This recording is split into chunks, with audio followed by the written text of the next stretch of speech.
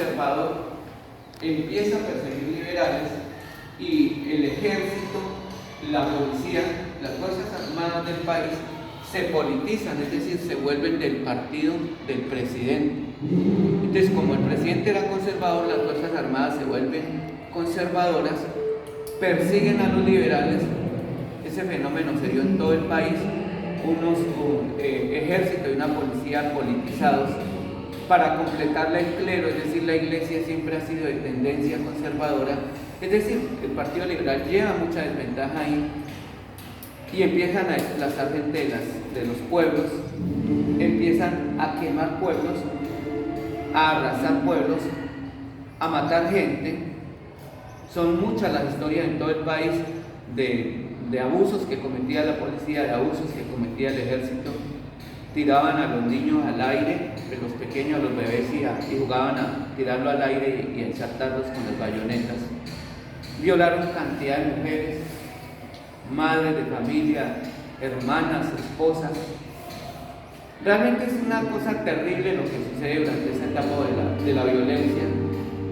Y como les digo, es que una cosa es estar aquí uno sentado y contando, yo delante de ustedes contando, pero otra cosa es estar viviendo que llegue la policía, el ejército, queme su casa, viole a sus hermanas, lo viole a ustedes, viole a su mamá, mate a sus hermanos. Eso es una cosa terrible de locos, la violencia que se desata durante ese gobierno. Y como les digo, para completarlo, la misma iglesia atacándola. Hubo un sacerdote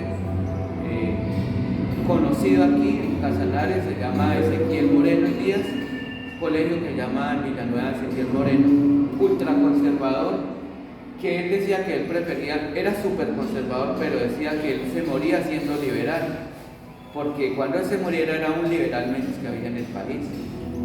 Entonces, esa persecución al Partido Liberal hace que la gente se desplace de las ciudades grandes hacia sitios despoblados.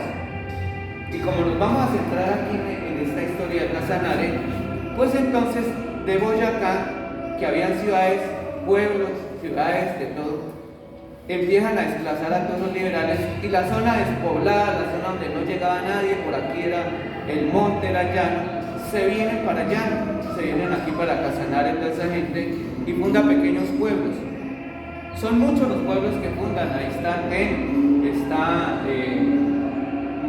Monterrey se llamaba Caño Grande y otro se llamaba Betel. En Padaricoro estaba, ¿cómo se llama esto? No recuerdo ahorita. Moreno. Moreno, perdón. En Agua Azul estaba Sevilla, estaba Zapatosa. O sea, un poco de pueblos vienen y los fundan aquí, y aquí empieza a poblarse Casanare, curiosamente como producto de la violencia que se da en Boyacá, en la parte de arriba. Se fundan los pueblos de aquí, y era tanta la rabia que se tenía entre liberales y conservadores, la cizaña que había entre ellos, que la gente viniéndose inclusive desplazada para aquí, toda la gente que hemos logrado entrevistar, todas es una cosa parecida, ¿no? Yo iba llegando a la casa, estaba prendida ya en la casa, me habían violado a mi mamá, habían matado a mis hermanos. Son historias muy parecidas todas.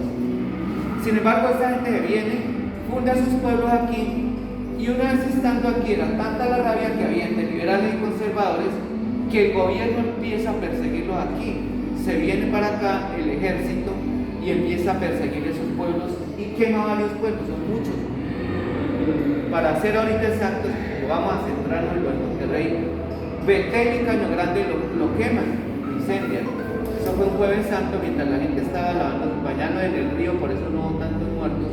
Se estaban en un paseo de olla en los dos pueblos y llegó el ejército y quemó los pueblos, acabó con todo. Por ahí encontré unas excavaciones que hice de Betel y se hizo el rescate y se escribió en una revista Caribabare lo que encontré. Entonces queman pueblos, arrasan eso, y el Partido Liberal, viéndose perseguido, funda entre Sabana Larga y Monterrey. Unos días duraron en Sabana Larga, Casanare, y otros días fueron para Monterrey. Funda unos grupos subversivos en contra del ejército. Es decir, fueron unos grupos, para mí parecer, fueron de autodefensa, porque pretendían era defenderse ellos. Entonces fundan las guerrillas liberales de Llano. Unas guerrillas, lo que hace una guerrilla es pelear contra el Estado. Entonces fundan las guerrillas de llano, empiezan a organizarse, a armarse, y se empieza otra etapa de violencia en Colombia que dura hasta el año 1953. Entonces la guerrilla de los llanos empieza a accionar, empieza a tener enfrentamientos con el ejército por todo lado, no solamente aquí en Casanare, en el Meta, en Cundinamarca, en Arauca, en Santander, en todo la guerrilla de los llanos, pues bueno, obviamente que estamos hablando de los llanos, ¿no?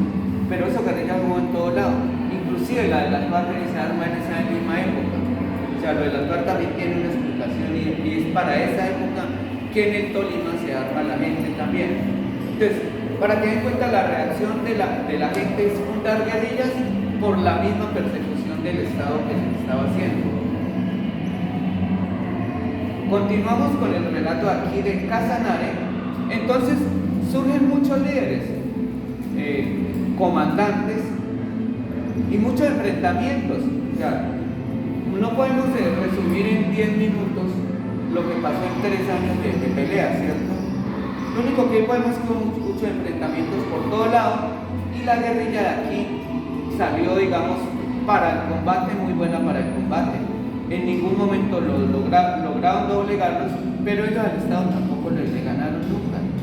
Era un enfrentamiento constante y entre los líderes grandes aparecen los hermanos Bautista, los hermanos Fonseca y el más grande y más conocido que es Guadalupe Salcedo. Guadalupe Salcedo funda. Él era de Tame y él coge a su mando la mayor cantidad de guerrillas que había aquí en el Casanare, no queriendo decir, reitero, que él era solo, habían más comandantes guerrilleros. Guadalupe, famoso por su arrojo, por su valentía, por su berraquera que tenía en la pelea y por el don de mando y por la inteligencia para organizar los grupos. En el 53 el país seguía en guerra, seguía peor o igual que como había iniciado cuando la muerte de Galán en el 48. De Gaitán, perdón, en el 48.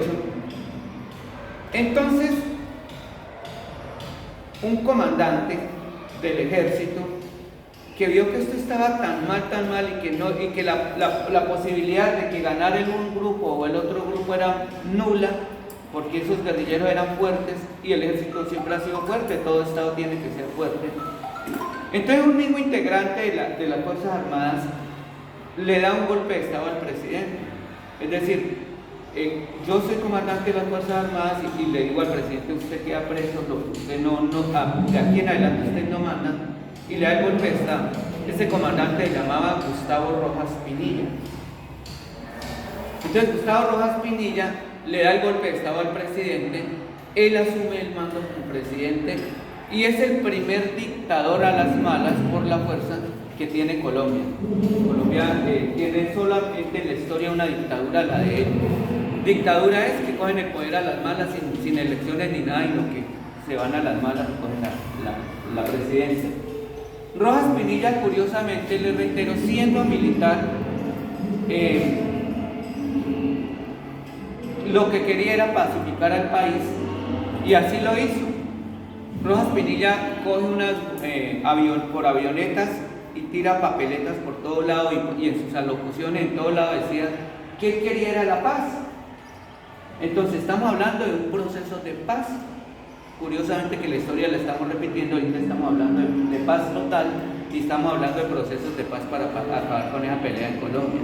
Entonces Rojas Pinilla les propone a los guerrilleros que hagan la paz, los tratados de paz, la guerrilla accede y en varios lugares de Colombia se entregan armas. Vean, la guerrilla a entregar armas en varios sitios de Colombia. De los últimos sitios que entregan armas es aquí en el llano, y de los sitios donde más altos comandantes y más cantidad de armas y de personal se entrega es aquí en Casanare. Y estamos hablando que el 15 de septiembre de 1953 en Monterrey se hace la entrega de armas más grande que hubo en el país y fue de las últimas, y entonces por eso recuerden que yo le había dicho que en Monterrey iniciaron a armarse y curiosamente en Monterrey también entregaron las armas, las últimas y las más grandes y la mayor cantidad de comandantes. allá estuvo Guadalupe Sarceo acompañando. Por eso es que a Monterrey le llaman llave de la guerra y sello de la paz, porque allá se abrió la guerra y allá se selló la paz. Cuando ustedes vayan a ver, allá se encontrarán con eso, ¿no? Que dice llave de la guerra y sello de la paz. Allá se entrega esas armas el 15 de septiembre de 1953. Al otro día, porque yo he hablado afortunadamente con varios de los veteranos que entregaban armas ese día, ya murieron muchos. Quedan dos todavía, creo, tres quedan vivos todavía. Con ellos uno puede hablar. Les decía, bueno, ustedes entregaron las armas, ¿y qué hicieron? Porque si una persona está acostumbrada a vivir desde la guerra y todo y entrega las armas, ¿qué hace si el ejército, el Estado, el gobierno no les dio nada? Les dio una pica, una pala y un mercado pequeñito. O sea, ellos entregaban el fusil, les daban su pica, su pala y su mercado y ya. Y bueno, ¿y de qué iban a comer cuando acabara el mercado? ¿Qué iban a hacer? Entonces me dice que ellos no entendían, después de que entregaban las armas, como que se arrepentían. Bueno, pero ¿y para qué las entregamos? ¿Y ahora de qué vamos a vivir? Y los que tenían familia. Sin embargo, de alguna manera ellos visualizaron mejor el futuro y sin violencia, y no se arrepienten de haber entregado las armas. Ellos siguen, todos nos han dicho que fue lo mejor haber entregado armas, que un país es mejor en paz, después de haber sido guerrilleros. Entonces ellos entregan las armas y deciden fundar pueblos. En el caso de Monterrey, el 16 de septiembre, es decir, al otro día cogen pitas, cogen estacas, con las mismas picas, las mismas palas, diseñan el pueblo y cada uno coge su lote y empieza a construir su casa. Y así es como se forma ese pueblo. Una cosa curiosa y está bonita, ¿no? Al otro día entregar armas van y hacen un pueblo. Y lo hicieron. Y ahí está Monterrey, ahí es testigo de la historia. Entonces hacen el pueblo. Cuéntame. ¿Va a decir algo? ¿No?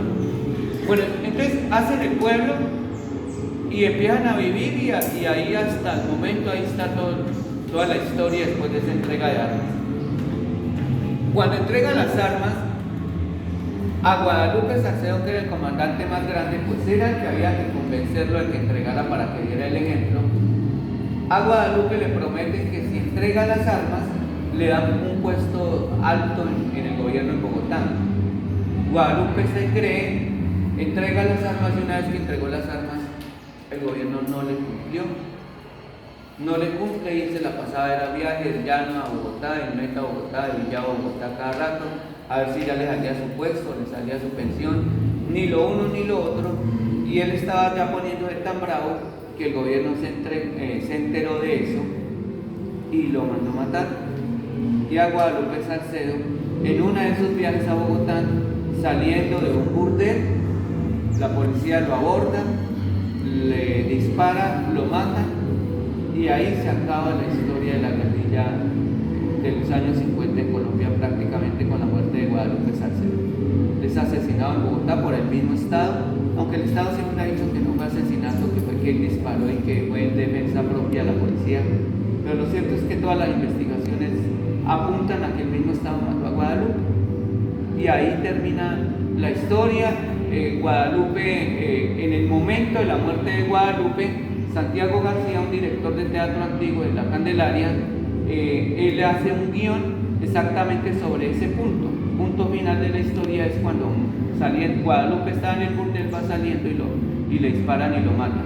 Eso es lo que encuentran ustedes en la obra que hayan visto en YouTube, que se llama Guadalupe años 50. Lo que ustedes van a hacer es una de esas partes de la historia, es el día de la entrega de armas en Monterrey. Ya sí recordaron lo de la entrega de armas en Monterrey, ¿cierto? Ese episodio en el que ustedes van a realizar en Monterrey, cuando las guerrillas entregan las armas allá en el municipio de Monterrey, que en ese momento no era ni municipio ni había nada, sino era una pista y un comando de la policía y una pista de aviones. ¿Listo? Esto entonces, digamos así, resumiendo las cuentas de la historia del país y el por qué ustedes van a hacer eso y que entiendan y como que se metan en ese cuento que era lo que estaba pasando y por qué ustedes van a hacer esa parte pequeñita de toda la historia, si es que es una parte chiquitica, que es la de la entrega de armas de Monterrey, pero importante, súper importante, porque es la finalización de un proceso de paz. Proceso de paz que termina ahí, da resultados, pero que otras Colombia después por otras cosas vuelve y retoma el camino de la violencia.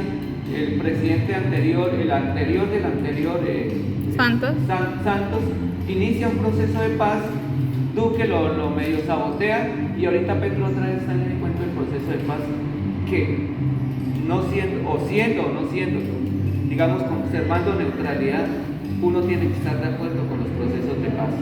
Lo dice la historia y un país en guerra nunca progresa. La sola lógica lo dice, los países en guerra no progresan, los países en paz sí. Por eso nosotros le apostamos al paz total. Gracias amigos por